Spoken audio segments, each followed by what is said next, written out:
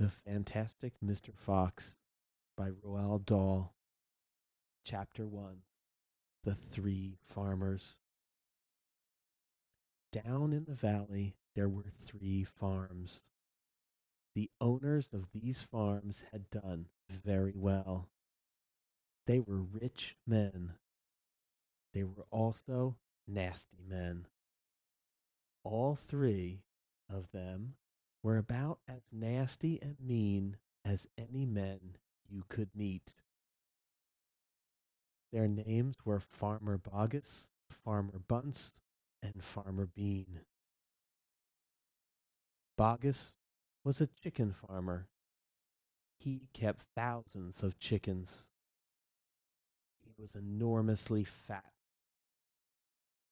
This was because he ate 3 boiled chickens smothered with dumplings every day for breakfast, lunch, and supper. Bunts was a duck and goose farmer. He kept thousands of ducks and geese. He was a kind of pot-bellied dwarf. He was so short his chin would have been under water in the shallow end of any swimming pool in the world. His food was doughnuts and goose livers. He mashed the livers into a disgusting paste, then stuffed the paste into the doughnuts. This diet gave him a tummy ache and a beastly temper. Page 4. Bean was a turkey and apple farmer. He kept thousands of turkeys in an orchard full of apple trees. He never ate any food at all. Instead, he drank gallons of strong cider, which he made from the apples in his orchard. He was as thin as a pencil and the cleverest of them all. Boggis and Bunts and Bean, one fat, one short, one lean. These horrible crooks, so different in looks, were nonetheless equally mean. That is what the children round about used to sing when they saw them. Chapter 2, page 7. On a hill above the valley there was a wood. In the wood there was a huge tree. Under the tree there was a hole. In the hole lived Mr. Fox and Mrs. Fox and their 4 small foxes. Every evening, as soon as it got dark, Mr. Fox would say to Mrs. Fox, "Well, my darling, what shall it be this time? A plump chicken from Boggis? A duck or a goose from Bunts? Or a nice turkey from Bean?" And when Mr. Fox had told him what she wanted, Mr. Fox would creep down into the valley in the darkness of the night and help himself. Page 8. Boggis and Bunts and Bean knew very well what was going on, and it made them wild with rage. They were not men who liked to give anything away. Less still did they like anything to be stolen from them. So every night each of them would take his shotgun and hide in a dark place somewhere on his own farm, hoping to catch the robber. But Mr. Fox was too clever for them. He always approached a farm with the wind blowing in his face. This meant that if any man were lurking in the shadows ahead, the wind would carry the smell of that man to Mr. Fox's nose from far away. Thus, if Mr. Boggis was hiding behind his chicken house number 1, Mr. Fox would smell him out from 50 yards off and quickly changed direction, heading for chicken house number 4 at the other end of the farm. Dang and blast that lousy beast, cried Bogus. I'd like to rip his guts out, said Bunts. He must be killed, cried Bean. But how, said Bogus. How on earth can we catch the blighter? Bean picked his nose delicately with a long finger. I have a plan, he said. You've never had a decent plan yet, said Bunce. Shut up and listen, said Bean. Tomorrow night we will all hide just outside the hole where the fox lives. We will wait there until he comes out. Then, bang, bang, bang, bang. Very clever, said Bunce. But first, we shall have to find the hole. My dear Bunce, I've already found it, said the crafty Bean. It's up in the wood on the hill. It's under a huge tree. Chapter 3 The Shooting. Well, my darling, said Mr. Fox, what shall it be tonight? I think we'll have duck tonight, said Mrs. Fox. Bring us 2 fat ducks, if you please. 1 for you and me, and 1 for the children. Ducks it shall be, said Mr. Fox. Bunts is the best. Now do be careful, said Mrs. Fox. My darling, said Mr. Fox, I can smell those goons a mile away. I can even smell one from the other. Bogus gives off a filthy stink of rotten chicken skins. Bunts reeks of goose livers. And as for Bean, the fumes of apple cider hang around him like poisonous gases. Page 11. Yes, but don't get careless, said Mrs. Fox. You know they'll be waiting for you, all 3 of them. Don't you worry about me, said Mr. Fox. I'll see you later. But Mr. Fox would not have been quite so cocky had he known exactly where the 3 farmers were waiting at that moment. They were just outside the entrance to the hole, each one crouching behind a tree with his gun loaded.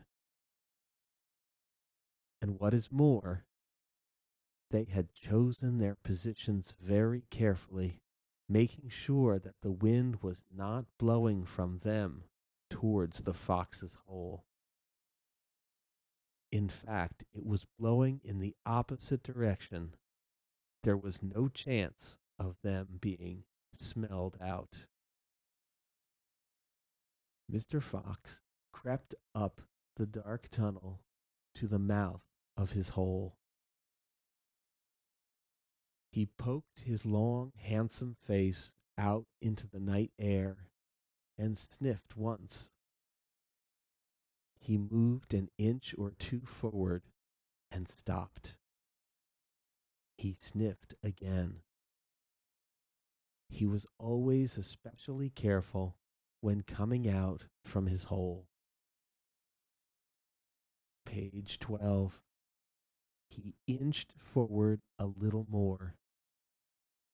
The front half of his body was now in the open. His black nose twitched from side to side, sniffing and sniffing for the scent of danger. He found none, and he was just about to go trotting forward into the wood when he heard, or thought he heard, a tiny noise. a soft rustling sound, as though someone had moved a foot ever so gently through a patch of dry leaves. Mr. Fox flattened his body against the ground and lay very still. His ears pricked. He waited a long time, but he heard nothing more. It must have been a field mouse, he told himself, or some other small animal. He crept a little further out of the hole, then further still. He was almost right out in the open now. He took a careful look around. The wood was murky and very still. Somewhere in the sky, the moon was shining. Just then, his sharp night eyes caught a glint of something bright behind a tree not far away. It was a small silver speck of moonlight shining on a polished surface. Mr. Fox lay still, watching it. What on earth was it? Now it was moving. It was coming up and up. Great heavens! It was the barrel of a gun. Quick as a whip, Mr. Fox jumped back into his hole, and at the same instant, the entire wood seemed to explode around him. Bang, bang, bang, bang, bang, bang. The smoke from the three guns floated upward in the night air. Bogus and Bunts and Bean came out from behind their trees and walked towards the hole. Did we get him? Said Bean. One of them shone a flashlight on the hole, and there on the ground, in the circle of light, half in and half out of the hole, lay the poor, tattered, blood-stained remains of a fox's tail. Bean picked it up. We got the tail, but we missed the fox, he said, tossing the thing away. Page 14. Dang and blast, said Bogus. We shot too late. We should have let fly the moment he poked his head out. He won't be poking it out again in a hurry, Bunts said. Bean pulled a flask from his pocket and took a swig of cider.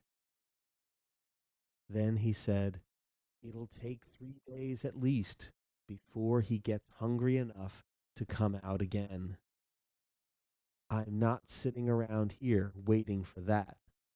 Let's dig him out. Ah, said Bogus, now you're talking sense.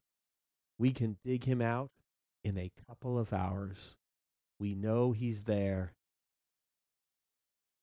I reckon there's a whole family of them down that hole, Bunts said. Then we'll have the lot, said Bean. Get the shovels. Chapter 4. The Terrible Shovels. Page 15. Down the hole, Mrs. Fox was tenderly licking the stump of Mr. Fox's tail to stop the bleeding. It was the finest tail for miles around, she said, in between licks. It hurts, said Mr. Fox. I know it does, sweetheart, but it'll soon get better. And it will soon grow again, Dad, said one of the small foxes. It will never grow again, said Mr. Fox. I shall be tailless for the rest of my life. He looked very glum. Page 16. There was no food for the foxes that night, and soon the children dozed off. Then Mrs. Fox dozed off. But Mr. Fox couldn't sleep because of the pain in the stump of his tail. Well, he thought, I suppose I'm lucky to be alive at all. And now they've found our hole. We're going to have to move out as soon as possible. We'll never get any peace if we... What was that? He turned his head sharply and listened. The noise he heard now was the most frightening noise a fox can ever hear. The scrape, scrape, scraping of shovels digging into the soil. Wake up, he shouted. They're digging us out. Mrs. Fox was wide awake in 1 second. She sat up, quivering all over. Are you sure that's it? She whispered. I'm positive. Listen. They'll kill my children, cried Mrs. Fox. Never, said Mr. Fox. But, darling, they will, sobbed Mrs. Fox. You know they will. Page 17. Scrunch, scrunch, scrunch went the shovels above their heads. Small stones and bits of earth began falling from the roof of the tunnel. How will they kill us, Mummy? Asked one of the small foxes. His round black eyes were huge with fright. Will there be dogs? He said. Mrs. Fox began to cry. She gathered her 4 children close to her and held them tight. Suddenly, there was an especially loud crunch above their heads, and the sharp end of a shovel came right through the ceiling. The sight of this awful thing seemed to have an electric effect upon Mr. Fox. He jumped up and shouted, I've got it! Come on! There's not a moment to lose. Why didn't I think of it before? Think of what, Dad? A fox can dig quicker than a man, shouted Mr. Fox, beginning to dig. Nobody in the world can dig as quick as a fox. The soil began to fly out furiously behind Mr. Fox as he started to dig for dear life with his front feet. Mrs. Fox ran forward to help him. So did the 4 children. Go downwards, ordered Mr. Fox. We've got to go deep as we possibly can. The tunnel began to grow longer and longer. It sloped steeply downward. Deeper and deeper below the surface of the ground it went. The mother and the father and all 4 of the children were digging together. Their front legs were moving so fast you couldn't see them. And gradually, the scrunching and scraping of the shovels became fainter and fainter. After about an hour, Mr. Fox stopped digging. Hold it, he said. They all stopped. They turned and looked back up the long tunnel they had just dug. All was quiet. Phew, said Mr. Fox. I think we've done it. They'll never get as deep as this. Well done, everyone. They all sat down, panting for breath. And Mrs. Fox said to her children, I should like you to know that if it wasn't for your father, we should all be dead by now. Your father is a fantastic fox. Mr. Fox looked at his wife and she smiled. He loved her more than ever when she said things like that. Chapter 5, The Terrible Tractors, page 20. As the sun rose the next morning, Bogus and Bunts and Bean were still digging. They had dug a hole so deep that you could have put a house in it. But they had not yet come to the end of the fox's tunnel. They were all very tired and cross. Dang and blast, said Bogus. Whose rotten idea was this?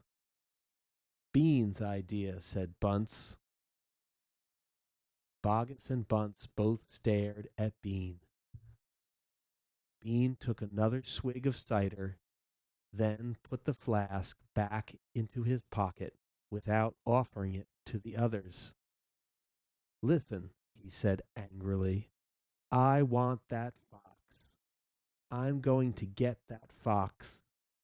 I'm not giving in till I've strung him up over my front porch, dead as a dumpling. We can't get him by digging, that's for sure, said the fat Bogus. I've had enough of digging. Bunts, the little pot-bellied dwarf, looked up at Bean and said, Have you got any more stupid ideas then? What? Said Bean. I can't hear you. Bean never took a bath. He never even washed. As a result, his ear holes were clogged with all kinds of muck and wax and bits of chewing gum and dead flies and stuff like that. This made him deaf. Speak louder, he said to Bunts, and Bunts shouted back, Got any more stupid ideas? Bean rubbed the back of his neck with a dirty finger. He had a boil coming there, and it itched. What we need on this job, he said, is machines, mechanical shovels. We'll have him out in 5 minutes with mechanical shovels. This was a pretty good idea, and the other two had to admit it. All right, then, Bean said, taking charge. Bogus, you stay here and see the fox doesn't escape. Bunts and I will go and fetch our machinery. If he tries to get out, shoot him quick. The long, thin Bean walked away. The tiny Bunts trotted after him. The fat Bogus stayed where he was with his gun pointing at the foxhole. Soon, 2 enormous caterpillar tractors with mechanical shovels on their front ends came clanking into the wood. Bean was driving one, Bunts the other. The machines were both black. They were murderous, brutal-looking monsters. Here we go, then, shouted Bean. Death to the fox, shouted Bunts. The machines went to work, biting huge mouthfuls of soil out of the hill. The big tree under which Mr. Fox had dug his hole in the first place was toppled like a matchstick. On all sides, rocks were sent flying, and trees were falling, and the noise was deafening. Page 23. Down in the tunnel, the foxes crouched. listening to the terrible clanging and banging overhead. "What's happening, Dad?" cried the small foxes. "What are they doing?" Mr. Fox didn't know what was happening or what they were doing. "It's an earthquake!" cried Mrs. Fox. "Look," said one of the small foxes. "Our tunnels got shorter. I can see daylight." They all looked around, and yes, the mouth of the tunnel was only a few feet away from them now. And in the circle of daylight beyond, they could see the two huge black tractors almost on top of them. "Tractors!" shouted Mr. Fox, "and mechanical shovels. Dig for your lives. Dig, dig, dig." Chapter 6, The Race, page 24. Now there began a desperate race. The machine against the foxes. In the beginning, the hill looked like this. After about an hour, as the machines bit away more and more soil from the hilltop, it looked like this. Sometimes the foxes would gain a little ground, and the clanking noises would grow fainter. And Mr. Fox would say, "We're going to make it. I'm sure we are." But then, a few moments later, the machines would come back at them, and the crunch of the mighty shovels would get louder and louder. Once the foxes actually saw the sharp metal edge of one of the shovels as it scraped up the earth just behind them. Page 26. "Keep going, my darlings," panted Mr. Fox. "Don't give up."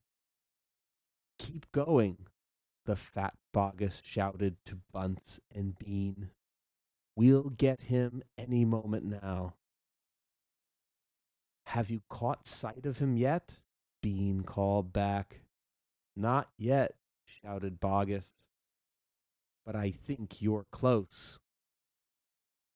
"I'll pick him up with my bucket," shouted Bunts. "I'll chop him to pieces." But by lunchtime, the machines were still at it. And so were the poor foxes. The hill now looked like this. The farmers didn't stop for lunch. They were too keen to finish the job. Page 27. "Hey there, Mr. Fox," yelled Bunts, leaning out of his tractor. "We're coming to get you now." "You've had your last chicken," yelled Bogus. "You'll never come prowling around my farm again."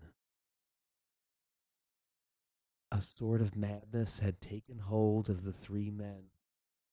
The tall, skinny Bean and dwarfish, pot-bellied Bunts were driving their machines like maniacs, racing the motors and making the shovels dig at a terrific speed.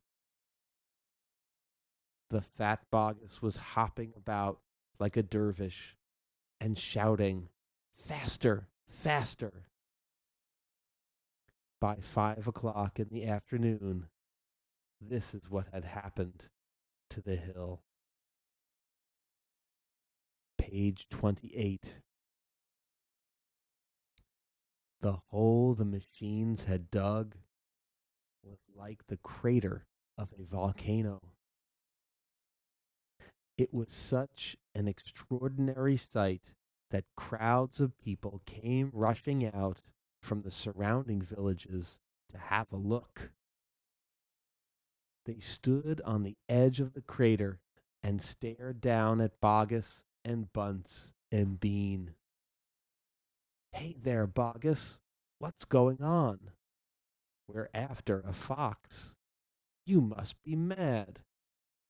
The people jeered and laughed, but this only made the three farmers more furious and more obstinate and more determined than ever not to give up until they had caught the fox. Page 29, Chapter 7. We'll never let him go.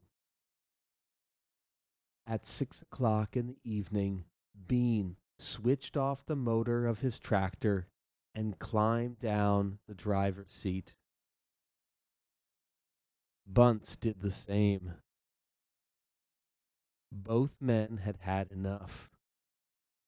They were tired and stiff from driving the tractors all day. They were also hungry. Slowly they walked over to the small fox's hole in the bottom of the huge crater. Bean's face was purple with rage. Bunce was cursing the fox with dirty words that cannot be printed. Bogus came waddling up. "Dang and blast that filthy, stinking fox," he said. "What the heck do we do now?"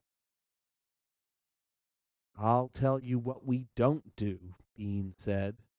"We don't let him go." "We'll never let him go," Bunce declared. "Never, never, never," cried Bogus. "Did you hear that, Mr. Fox?" yelled Bean, bending low and shouting down the hole. "It's not over yet, Mr. Fox. We're not going home till we've strung you up dead as a dingbat." Whereupon the three men all shook hands with one another and swore a solemn oath that they would not go back to their farms until the fox was caught. Page 30. "What's the next move?" asked Bunce, the pot-bellied dwarf. "We're sending you down the hole to fetch him up," said Bean. "Down you go, you miserable midget." "Not me," screamed Bunce, running away. Bean made a sickly smile. When he smiled, you saw his scarlet gums. You saw more gums than teeth. "Then there's only one thing to do," he said. "We starve him out. We camp here day and night, watching the hole. He'll come out in the end. He'll have to." So Bogus and Bunce and Bean sent messages down to their farms asking for tents, sleeping bags, and supper. Chapter 8. The Foxes Begin to Starve. Page 31. That evening, 3 tents were put up in the crater on the hill. One for Bogus, one for Bunce, and one for Bean. The tents surrounded Mr. Fox's hole, and the 3 farmers sat outside their tents, eating their supper. Bogus had 3 boiled chickens smothered in dumplings. Bunce had 6 doughnuts filled with disgusting goose liver paste. And Bean had 2 gallons of cider. All 3 of them kept their guns beside them. Bogus picked up a steaming chicken and held it close to the fox's hole. "Can you smell this, Mr. Fox?" he shouted. "Lovely tender chicken. Why don't you come up and get it?" The rich scent of chicken wafted down the tunnel to where the foxes were crouching. "Oh, Dad," said one of the small foxes, "couldn't we just sneak up and snatch it out of his hand?" "Don't you dare," said Mrs. Fox. "That's just what they want you to do." "But we're so hungry," they cried. "How long will it be till we get something to eat?" Their mother didn't answer them, nor did their father. There was no answer to give. Page 32. As darkness fell, Bunts and Bean switched on the powerful headlamps of the two tractors and shone them onto the hole. "Now," said Bean, "we'll take it in turn to keep watch. One watches while two sleep, and so on, all through the night." Bogus said, "What if the fox digs a hole right through the hill and comes out on the other side? You didn't think of that one, did you?" "Of course I did," said Bean, pretending he had. "Go on, then. Tell us the answer," said Bogus. Bean picked up something small and black out of his ear and flicked it away. "How many men have you got working on your farm?" he asked. 35, Bogus said. "I've got 36, Bunts said. "And I've got 37, Bean said. "That makes 108 men altogether. We must order them to surround the hill. Each man will have a gun and a flashlight. There will be no escape then for Mr. Fox." So the order went down to the farms, and that night 108 men formed a tight ring around the bottom of the hill. They were armed with sticks and guns and hatchets and pistols and all sorts of other horrible weapons. This made it quite impossible for a fox, or indeed any other animal, to escape from the hill. The next day, the watching and waiting went on. Bogus and Bunts and Bean sat upon small stools staring at the fox's hole. They didn't talk much. They just sat there with their guns on their laps. Every so often, Mr. Fox would creep a little closer toward the mouth of the tunnel and take a sniff.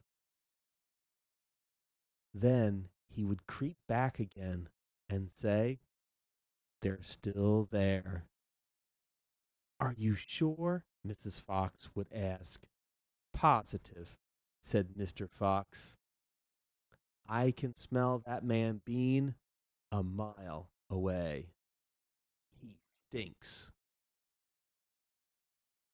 Page 34, Chapter 9. Mr. Fox has a plan.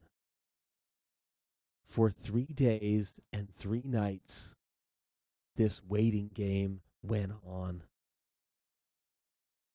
How long can a fox go without food or water? Bogus asked on the third day. "Not much longer now," Bean told him. He'll make a run for it soon. He'll have to. Bean was right. Down in the tunnel, the foxes were slowly but surely starving to death. If only we could have just a tiny sip of water, said one of the small foxes. Oh, Dad, can't you do something? Couldn't we make a dash for it, Dad? We'd have a little bit of a chance, wouldn't we? No chance at all, snapped Mrs. Fox. I refuse to let you go up there and face those guns. I'd sooner you stay down here and die in peace. Mr. Fox had not spoken for a long time. He had been sitting quite still, his eyes closed, not even hearing what the others were saying. Mrs. Fox knew that he was trying desperately to think of a way out. And now, as she looked at him, she saw him stir himself and get slowly to his feet. He looked back at his wife. There was a little spark of excitement dancing in his eyes. What is it, darling? Said Mrs. Fox quickly. I've just had a bit of an idea, Mr. Fox said carefully. What? They cried. Oh, Dad, what is it? Come on, said Mrs. Fox.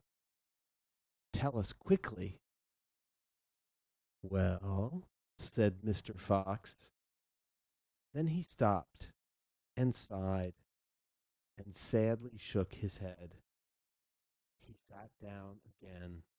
It's no good, he said. It won't work after all. Why not, Dad?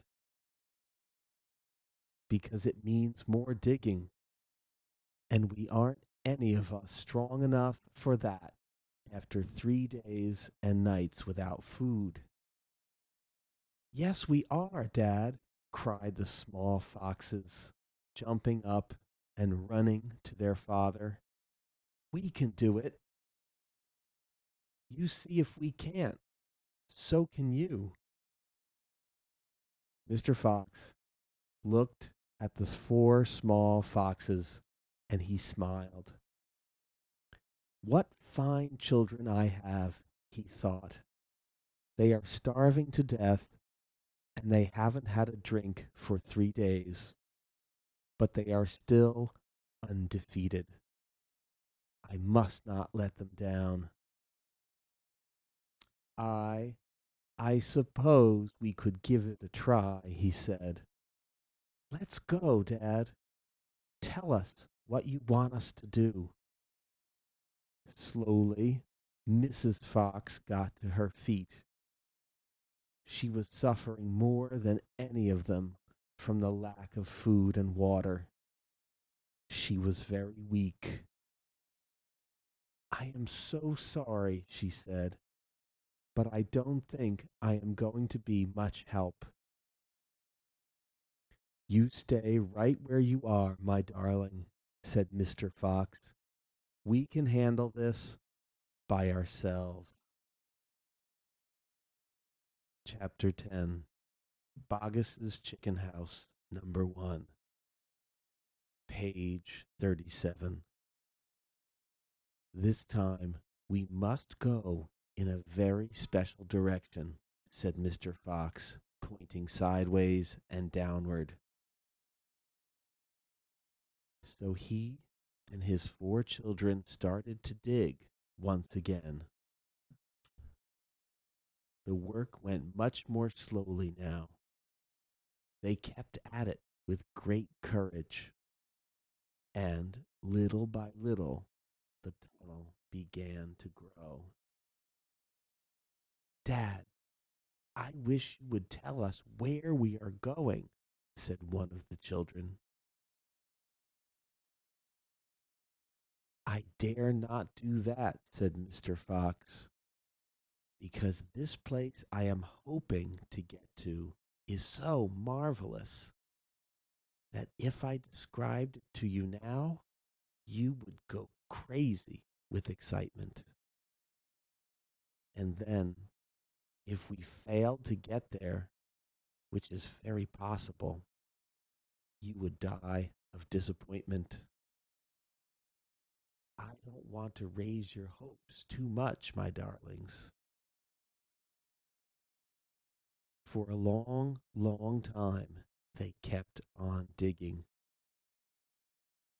For how long they did not know, because there were no days and no nights down there in the murky tunnel. But at last, Mr. Fox gave the order to stop. I think, he said, we had better take a peep upstairs now and see where we are.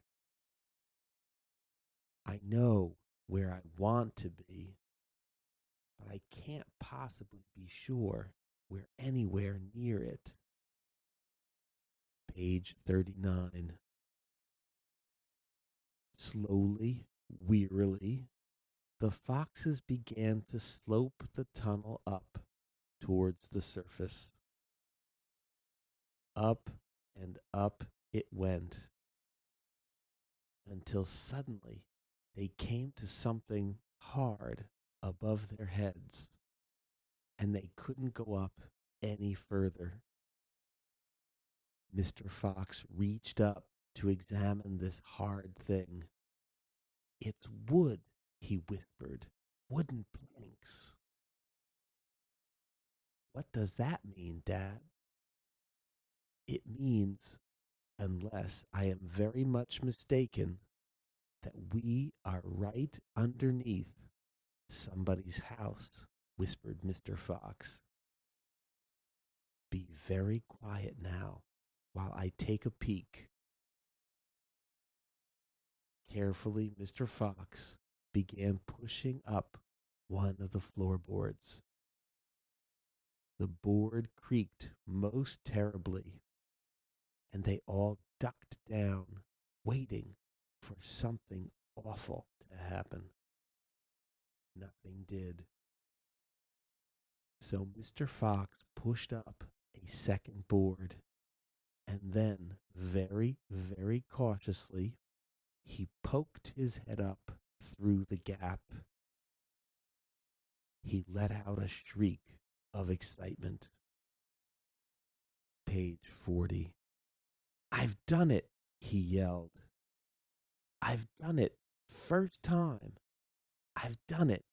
I've done it. He pulled himself up through the gap in the floor and started prancing and dancing with joy. Come on up, he sang out. Come up and see where you are, my darlings. What a sight for a hungry fox. Hallelujah! Hooray! Hooray! The four small foxes scrambled up out of the tunnel, and what a fantastic sight it was that now met their eyes. They were in a huge shed, and the whole place was teeming with chickens. There were white chickens and brown chickens and black chickens by the thousands. Boggis's chicken house #1, cried Mr. Fox. It's exactly what I was aiming at. I hit it slap in the middle. First time. Isn't that fantastic? And, if I may say so, rather clever. The small foxes went wild with excitement. They started running around in all directions, chasing the stupid chickens. Wait, ordered Mr. Fox. Don't lose your heads. Stand back. calm down. Let's do this properly. First of all, everyone have a drink of water. They all ran over to the chicken's drinking trough and lapped up the lovely cool water. Then Mr. Fox chose 3 of the plumpest hens, and with a clever flick of his jaws, he killed them instantly. Back to the tunnel, he ordered. No fooling around. The quicker you move, the quicker you shall have something to eat. One after another, they climbed down through the hole in the floor, and soon they were all standing once again in the dark tunnel. Mr. Fox reached up and pulled the floorboards back into place. He did this with great care. He did it so that no one could tell that they had ever been moved. My son, he said, giving the 3 plump hens to the biggest of his 4 small children, run back with these to your mother. Tell her to prepare a feast. Tell her the rest of us will be along in a jiffy, as soon as we have made a few other little arrangements. Chapter 11. A Surprise for Mrs. Fox, page 43. The small fox ran back along the tunnel as fast as he could, carrying the 3 plump hens. He was exploding with joy. Just wait, he kept thinking. Just wait till Mummy sees these. He had a long way to run, but he never stopped once on the way, and he came bursting in upon Mrs. Fox. Mummy, he cried, out of breath. Look, Mummy, wake up and see what I brought you. Mrs. Fox, who was weaker than ever now, from lack of food, opened one eye and looked at the hens. I'm dreaming, she murmured, and closed the eye again.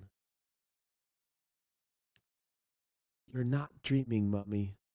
They're real chickens. We're saved. We're not going to starve. Mrs. Fox opened both eyes and sat up quickly. But my dear child, she cried, where on earth? Boggis's chicken house, number 1, spluttered the small fox.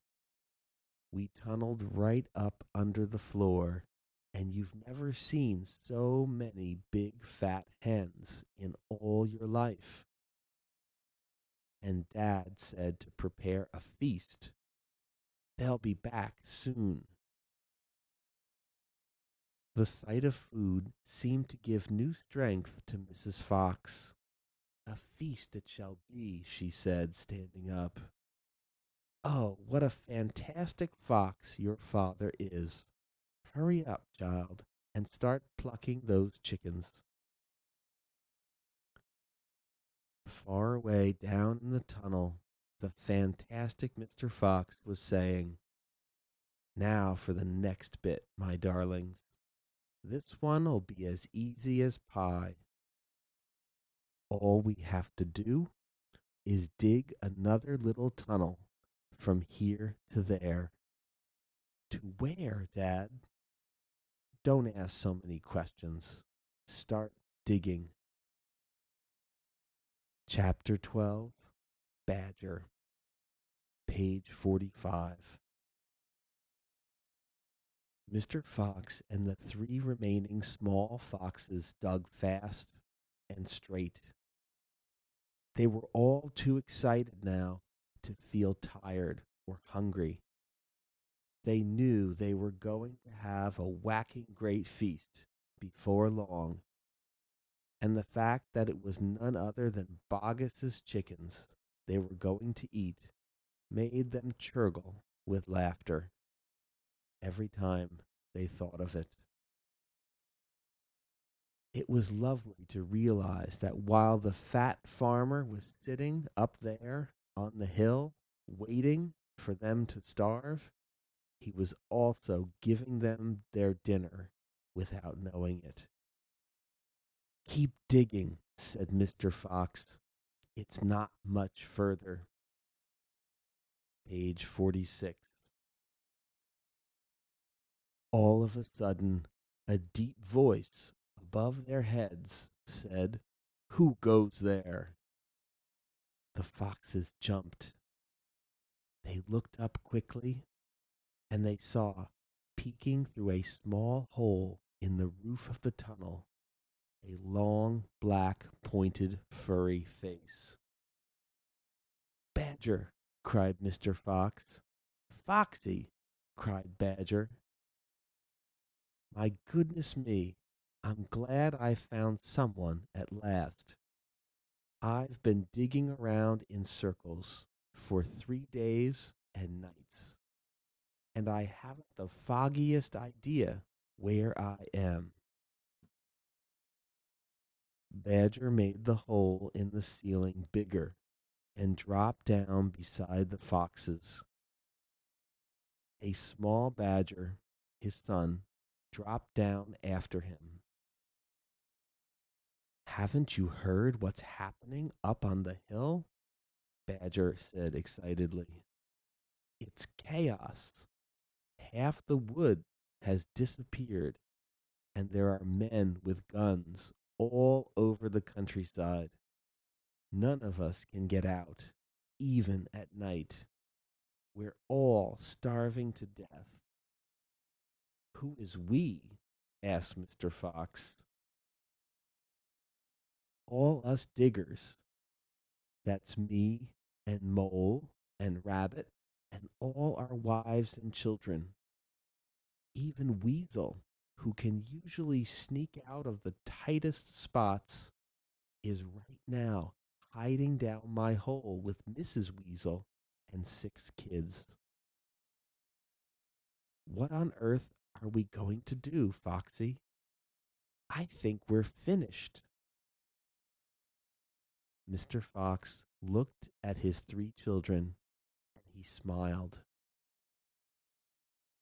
The children smiled back at him, sharing his secret. "My dear old Badger," he said, "this mess you're in is all my fault." "I know it's your fault," said Badger furiously, "and the farmers are not going to give up till they've got you. Unfortunately, that means us as well. It means everyone on the hill." Badger sat down and put a paw around his small son. "We're done for," he said softly. "My poor wife up there is so weak she can't dig another yard." Page 48. "Nor can mine," said Mr. Fox. "And yet, at this very minute, she is preparing for me and my children the most delicious feast of plump, juicy chickens."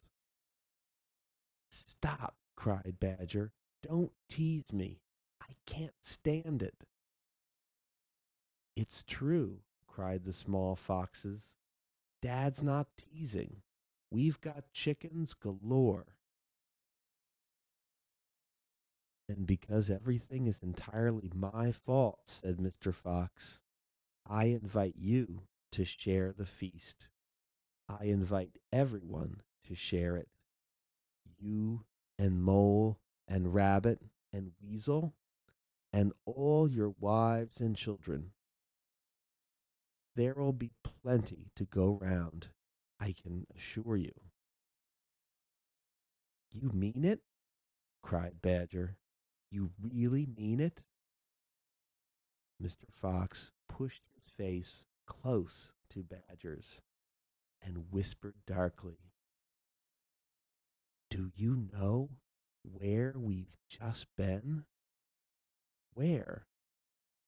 "Right inside Boggis's chicken house number 1. "No." "Yes, but that is nothing to where we are going now. You have come just at the right moment, my dear Badger. You can help us dig, and in the meanwhile, your small son can run back to Mrs. Badger and all the others and spread the good news." Mr. Fox turned to the small badger and said, "Tell them they are invited to a fox's feast. Then bring them all down here and follow this tunnel back until you find my home." "Yes, Mr. Fox," said the small badger. "Yes, sir. Right away, sir. Oh, thank you, sir."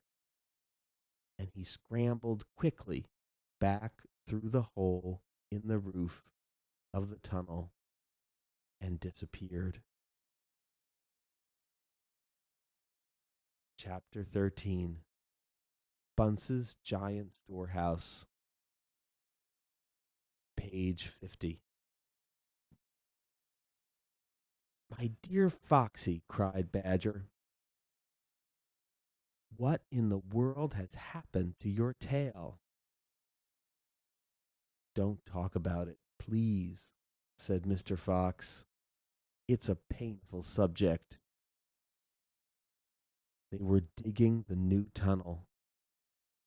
They dug on in silence. Badger was a great digger, and the tunnel went forward at a terrific pace now that he was lending a paw. Soon they were crouching underneath yet another wooden floor. Mr. Fox grinned slyly, showing sharp white teeth. "If I am not mistaken, my dear Badger," he said, "we are now underneath the farm which belongs to that nasty little pot-bellied dwarf, Bunts. We are, in fact, directly underneath the most interesting part of that farm." "Ducks and geese," cried the small foxes, licking their lips. "Juicy, tender ducks and big, fat geese." "Exactly," said Mr. Fox. "But how in the world can you know where we are?" asked Badger. Mr. Fox grinned again, showing even more white teeth. "Look," he said, "I know my way around these farms blindfold. For me, it's just as easy below ground as it is above it." He reached high and pushed up one wooden floorboard, then another. He poked his head through the gap. "Yes," he shouted, jumping into the room above. "I've done it again. I've hit it smack on the nose, right in the bull's eye. Come and look." Page 52. Quickly Badger and the 3 small foxes scrambled up after him. They stopped and stared. They stood and gaped. They were so overwhelmed they couldn't speak. For what they now saw was a kind of fox's dream, a badger's dream, a paradise for hungry animals. "This, my dear old badger," proclaimed Mr. Fox, "is Bunts's mighty storehouse. All his finest stuff is stored in here before he sends it off to market. Against all the four walls of the great room, stacked in cupboards and piled on shelves, reaching from floor to ceiling, were thousands and thousands of the finest and fattest ducks and geese, plucked and ready for roasting. And up above, dangling from the rafters, there must have been at least 100 smoked hams and 50 sides of bacon. Just feast your eyes on that, cried Mr. Fox, dancing up and down. What did you think of it, eh? Pretty good grub. Page 54. Suddenly, as though springs had been released in their legs, the three hungry small foxes and the ravenously hungry badger sprang forward to grab the luscious food. Stop, ordered Mr. Fox. This is my party, so I shall do the choosing. The others fell back, licking their chops. Mr. Fox began prowling around the storehouse, examining the glorious display with an expert eye. A thread of saliva slid down one side of his jaw and hung suspended in midair, then snapped. We mustn't overdo it, he said. Mustn't give the game away. Mustn't let them know what we've been up to. We must be neat and tidy and take just a few of the choicest morsels.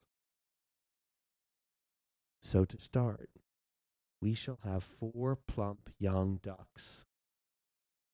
He took them from the shelf. Oh, how lovely and fat they are. No wonder Bunts gets a special price for them in the market. All right, Badger. Lend me a hand to get them down. You children can help as well. There we go.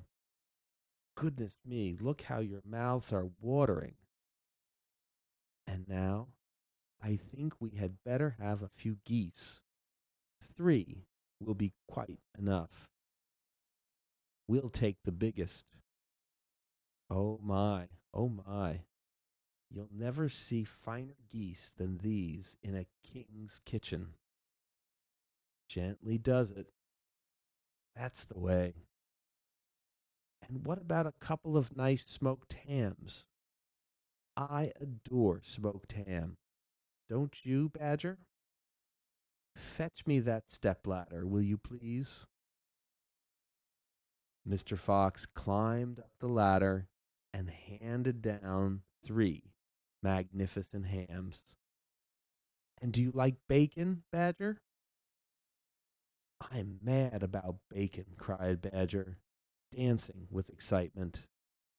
Let's have a side of bacon. That big one up there. And carrots, Dad, said the smallest of the 3 small foxes. We must take some of those carrots. Don't be a twerp, said Mr. Fox. You know we never eat things like that.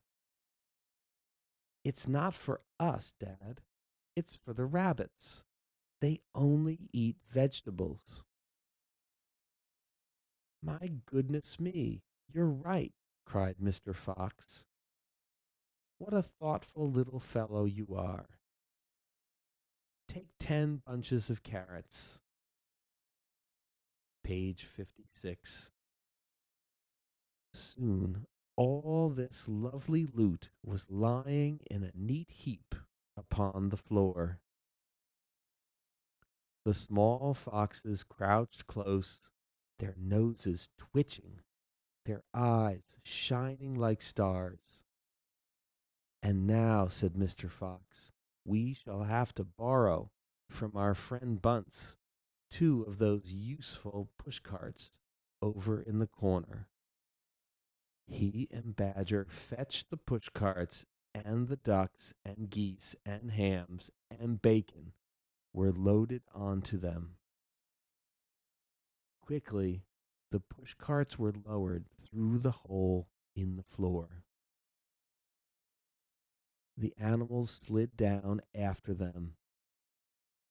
Back in the tunnel, Mr. Fox again pulled the floorboards very carefully into place so that no one could see they had been moved. "My darlings," he said, pointing to two of the three small foxes, "take a cart each and run back as fast as you can to your mother. Give her my love and tell her we are having guests for dinner. The badgers, the moles, the rabbits, and the weasels.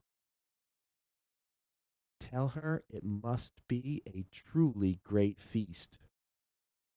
And tell her the rest of us will be home as soon as we've done one more little job." "Yes, Dad.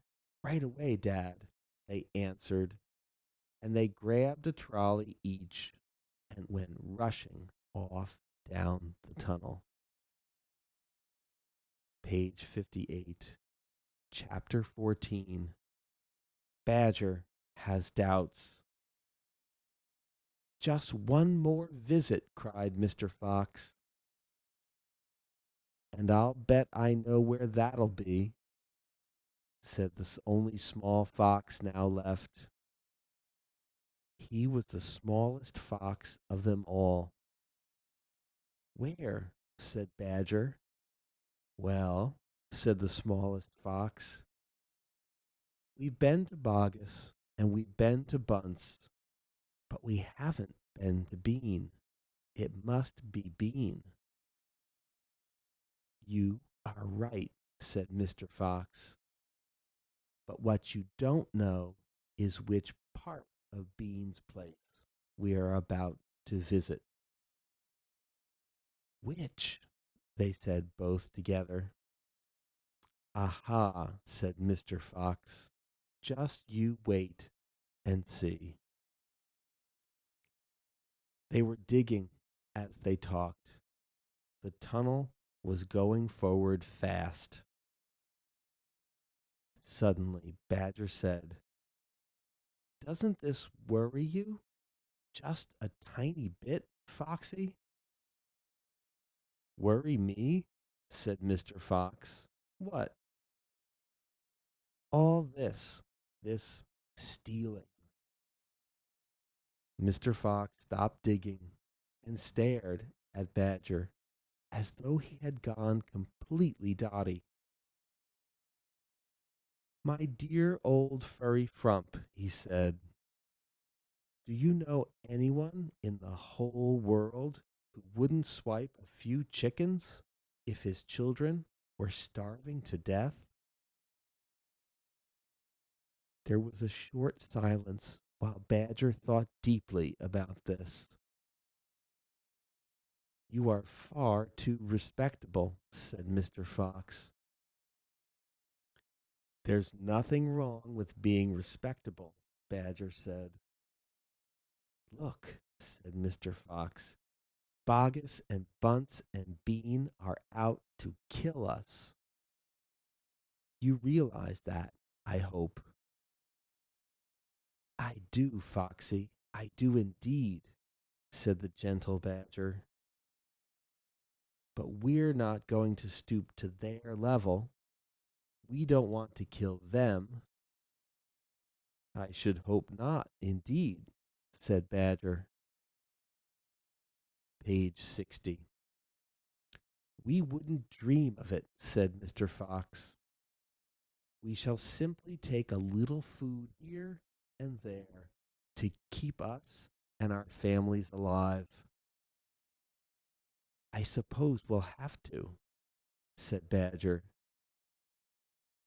And if they want to be horrible, let them, said Mr. Fox. We down here are decent, peace loving people. Badger laid his head on one side and smiled at Mr. Fox. Foxy, he said, I love you. Thank you, said Mr. Fox. And now let's get on with the digging. 5 minutes later, Badger's front paws hit against something flat and hard. What on earth is this? He said. It looks like a solid stone wall. He and Mr. Fox scraped away the soil. It was a wall, but it was built of bricks, not stones. The wall was right in front of them, blocking their way. Now, who in the world would build a wall under the ground? Asked Badger. Very simple, said Mr. Fox. It's the wall of an underground room. And if I'm not mistaken, it is exactly what I'm looking for. Chapter 15, Bean's Secret Cider Cellar, page 61. Mr. Fox examined the wall carefully. He saw that the cement between the bricks was old and crumbly. So he loosened a brick without much trouble and pulled it away. Suddenly, out from the hole where the brick had been, there popped a small, sharp face with whiskers. Go away, it snapped. You can't come in here. It's private. Good Lord, said Badger. It's Rat. You saucy beast, said Mr. Fox. I should have guessed we'd find you down here somewhere. Go away, shrieked Rat. Go on, beat it. This is my private pitch. Shut up, said Mr. Fox. I will not shut up, shrieked Rat. This is my place. I got here first. Page 62. Mr. Fox gave a brilliant smile, flashing his white teeth. My dear Rat, he said softly, I am a hungry fellow, and if you don't hop it quickly, I shall eat you up in one gulp. That did it. Rat popped back fast out of sight. Mr. Fox laughed and began pulling more bricks out of the wall. When he had made a biggish hole, he crept through it. Badger and the smallest fox followed him in. They found themselves in a vast, damp, gloomy cellar. This is it, cried Mr. Fox. This is what? Said Badger. The place is empty. Where are the turkeys? Asked the smallest fox, staring into the gloom. I thought Bean was a turkey man. He is a turkey man, said Mr. Fox. But we're not after turkeys now. We've got plenty of food. Then what do we need, Dad? Take a good look round, said Mr. Fox. Don't you see anything that interests you? Badger and the smallest fox peered into the half darkness. As their eyes became accustomed to the gloom, they began to see what looked like a whole lot of big glass jars standing upon shelves around the walls. They went closer. They were jars. There were hundreds of them, and upon each one was written the word cider. The smallest fox leaped high in the air. "Oh, Dad," he cried out, "look what we've found. It's cider." "Exactly," said Mr. Fox. "Tremendous," shouted Badger. "Bean's secret cider cellar," said Mr. Fox. "But go carefully, my dears. Don't make a noise. This cellar is right underneath the farmhouse itself." "Cider," said Badger, "is especially good for badgers. We take it as medicine.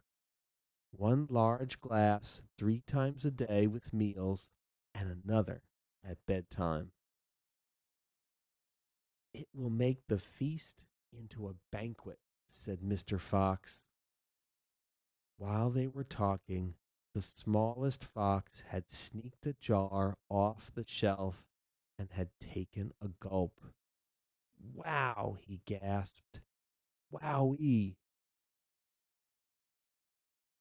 You must understand, this was not the ordinary weak, fizzy cider one buys in a store. It was the real stuff, a home brewed fiery liquor that burned in your throat and boiled in your stomach. "Ah," gasped the fox, "this is some cider." "That's quite enough of that," said Mr. Fox, grabbing the jar and putting it to his own lips. He took a tremendous gulp. "It's miraculous," he whispered, fighting for breath. "It's fabulous. It's beautiful." "It's my turn," said Badger, taking the jar and tilting his head well back. The cider gurgled and bubbled down his throat. It's it's like melted gold," he gasped. "Oh, Foxy, it's like drinking sunbeams and rainbows." "You're poaching," shrieked Rat. "Put that down at once. There'll be none left for me." Rat was perched upon the highest shelf in the cellar, peering out from behind a huge jar. There was a small rubber tube inserted in the neck of the jar, and Rat was using this tube to suck out the cider. "You're drunk," said Mr. Fox. "Mind your own business," shrieked Rat. "And if you great clumsy brutes come messing about in here, we'll all be caught. Get out and leave me to sip my cider in peace." At that moment, they heard a woman's voice calling out in the house above them. "Hurry up and get that cider, Mabel," the voice called. "You know Mr. Bean doesn't like to be kept waiting, especially when he's been out all night in a tent." The animals froze. They stayed absolutely still. Their ears pricked, their bodies tense. Then they heard the sound of a door being opened. The door was at the top of a flight of stone steps leading from the house to the cellar. And now somebody was starting to come down those steps. Chapter 16, The Woman, page 67. "Quick," said Mr. Fox, "hide." He and Badger and the smallest fox jumped up onto a shelf and crouched behind a row of big cider jars. Peering around the jars, they saw a huge woman coming down into the cellar. At the foot of the steps, the woman paused, looking to right and left. Then she turned and headed straight for the place where Mr. Fox and Badger and the smallest fox were hiding. She stopped right in front of them. The only thing between her and them was a row of cider jars. She was so close. Mr. Fox could hear the sound of her breathing. Peeping through the crack between two bottles, he noticed that she carried a big rolling pin in one hand. Page 69. "How many will he want this time, Mrs. Bean?" the woman shouted. And from the top of the steps, the other voice called back, "Bring up 2 or 3 jars." "He drank 4 yesterday, Mrs. Bean." "Yes, but he won't want that many today, because he's not going to be up there more than a few hours longer. He says the fox is bound to make a run for it this morning. It can't possibly stay down that hole another day without food." The woman in the cellar reached out and lifted a jar of cider from the shelf. The jar she took was next but one to the jar behind which Mr. Fox was crouching. "I'll be glad when the rotten brute is killed and strung up on the front porch," she called out. "And by the way, Mrs. Bean, your husband promised I could have the tail as a souvenir." "The tail's been all shot to pieces," said the voice from upstairs. "Didn't you know that?" "You mean it's ruined?" "Of course it's ruined. They shot the tail, but missed the fox." "Oh, heck," said the big woman. "I did so want that tail." "You can have the head instead, Mabel. You can get it stuffed and hang it on your bedroom wall. Hurry up now with that cider." "Yes, ma'am, I'm coming," said the big woman, and she took a second jar from the shelf. Page 70. "If she takes one more, she'll see us," thought Mr. Fox. He could feel the smallest fox's body pressed tightly against his own, quivering with excitement. "Will 2 be enough, Mrs. Bean, or shall I take 3? "My goodness, Mabel, I don't care, so long as you get a move on." "Then 2 it is," said the huge woman, speaking to herself now. "He drinks too much anyway." Carrying a jar in each hand, and with the rolling pin tucked under one arm, she walked away across the cellar. At the foot of the steps, she paused and looked around, sniffing the air. There's rats down here again, Mrs. Bean. I can smell 'em. Then poison them, woman, poison them. You know where the poison's kept. Yes, ma'am, Mabel said. She climbed slowly out of sight up the steps. The door slammed. Quick, said Mr. Fox. Grab a jar, each, and run for it. Rat stood on his high shelf and shrieked. What did I tell you? You nearly got nabbed, didn't you? You nearly gave the game away.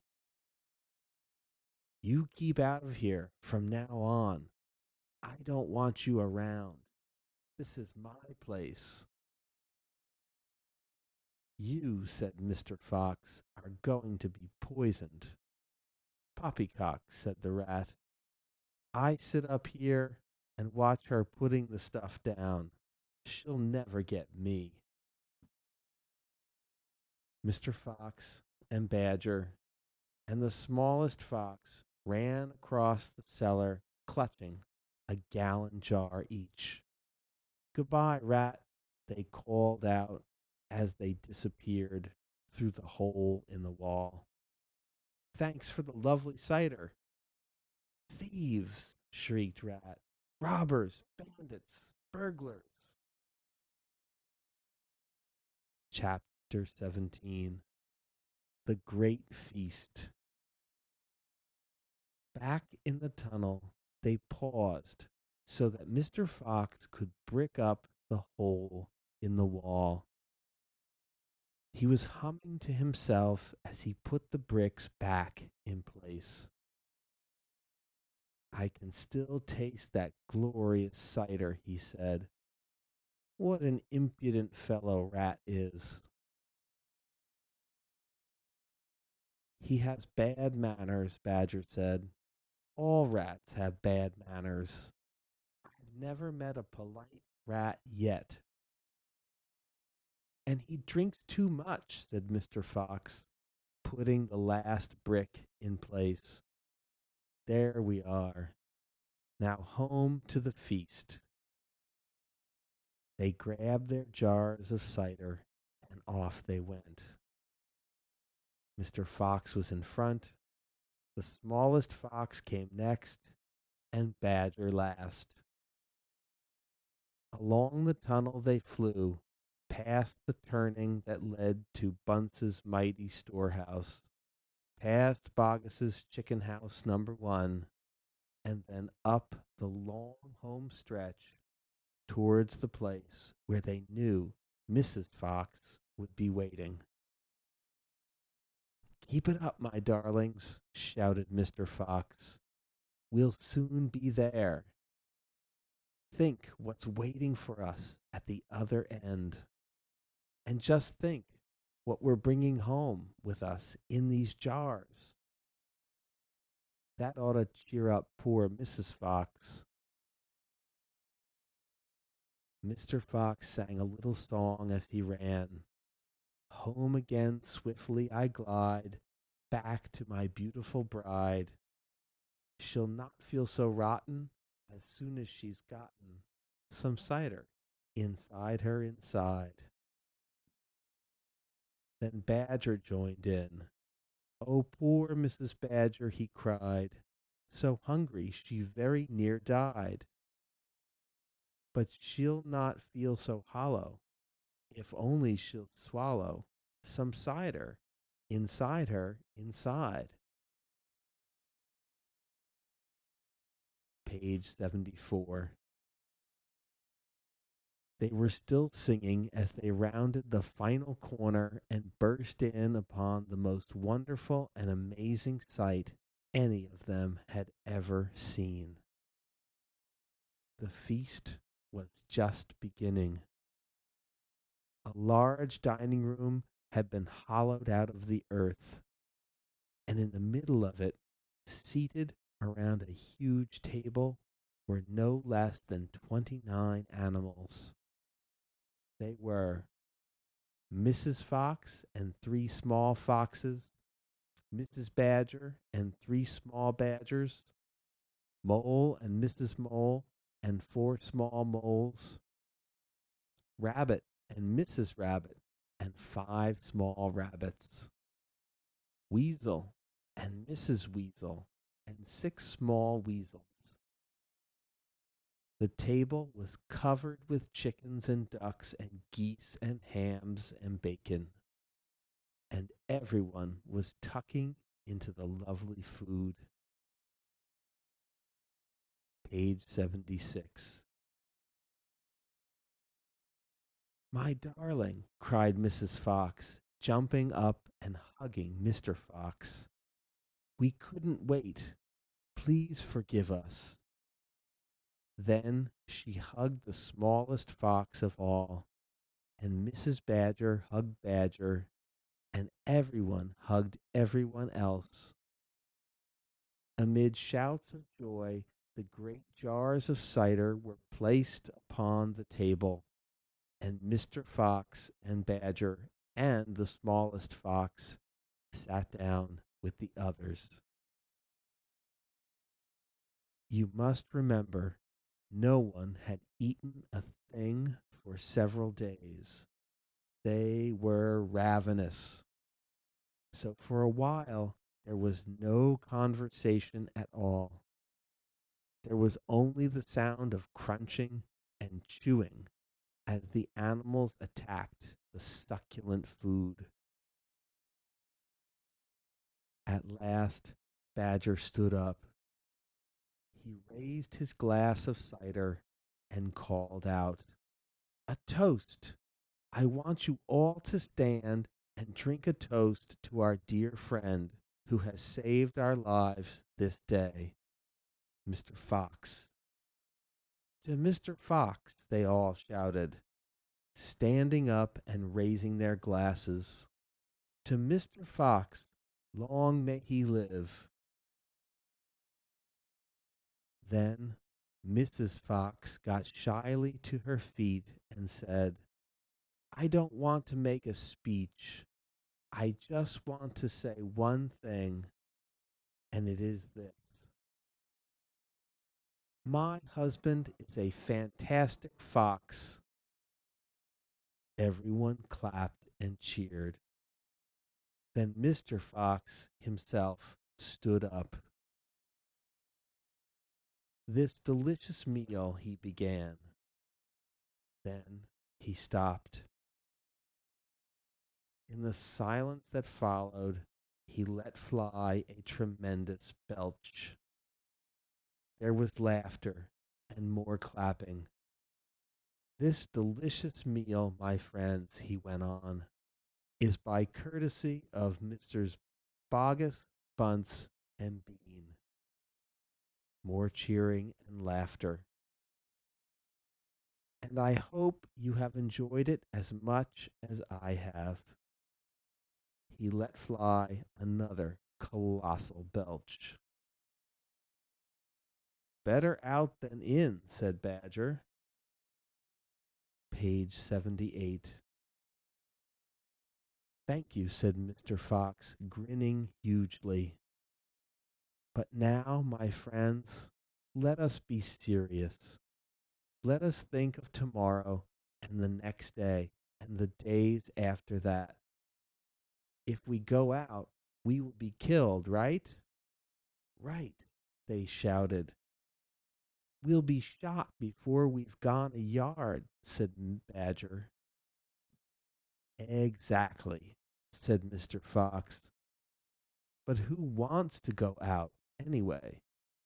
Let me ask you that. We are all diggers, every one of us. We hate the outside. The outside is full of enemies. We only go out because we have to. to get food for our families. But now, my friends, we have an entirely new setup.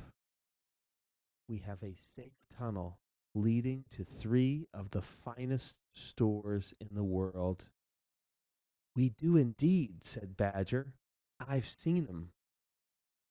And you know what this means, said Mr. Fox. It means that none of us need ever go out into the open again. There was a buzz of excitement around the table. I therefore invite you all, Mr. Fox went on, to stay here with me forever. Forever, they cried. My goodness, how marvelous. And Rabbit said to Mrs. Rabbit, my dear, just think. We're never going to be shot at again in our lives. We will make, said Mr. Fox, a little underground village with streets and houses on each side, separate houses for badgers and moles and rabbits and weasels and foxes. And every day I will go shopping for you all. And every day we will eat like kings. The cheering that followed this speech went on for many minutes. Chapter 18, Still Waiting, page 80. Outside the fox's hole, Bogus and Bunts and Bean sat beside their tents with their guns on their laps. It was beginning to rain. Water was trickling down the necks of the three men and into their shoes. He won't stay down there much longer now, Bogus said. The brute must be famished, Bunts said. That's right, Bean said. He'll be making a dash for it any moment. Keep your guns handy. They sat there by the hole, waiting for the fox to come out. And so far as I know, they are still waiting. The end.